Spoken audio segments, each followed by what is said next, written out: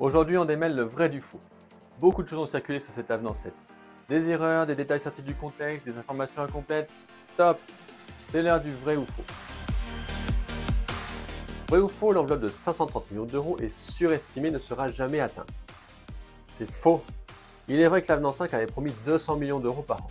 Et le chiffre du milliard d'euros avait été évoqué sur 5 ans. Ce chiffre n'a jamais été atteint, pour la simple et bonne raison qu'il reposait sur des montées en charge. Montée en charge du bilan, de l'acte BPCO, côté AMK20 et AMK28, des forfaits auto à domicile après chirurgie, une post-AVC, ou des revalorisations liées à des groupes de travail qui ont traîné. Ce n'est pas le cas avec l'avenant 7. Les revalorisations sont liées à des actes déjà pratiqués.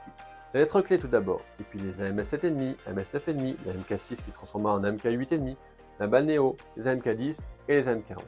Seuls deux montants sont liés à des montées en charge. Tout d'abord l'acte de rééducation de l'enfant polyhandicapé, AMK 16, pour 45 millions d'euros. Il y a 40 000 enfants concernés, 20 000 avec prise en charge en structure, 20 000 en ville.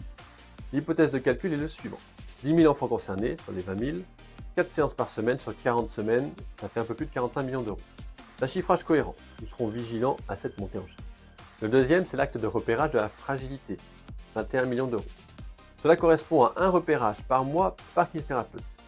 Personnellement, je suis persuadé que cette enveloppe va être largement dépassée. Et je suis certain que parmi vos patients, vous en avez plus d'un par mois qui a 70 ans. Selon moi, cette enveloppe est largement sous-estimée. Et je ne serais pas étonné que la CNAM demande des mesures correctrices à cause d'une trop grande montée en charge. Donc au final, on a deux actes qui représentent 65 millions d'euros sur une enveloppe totale de 645 millions d'euros, soit 10% de l'enveloppe globale.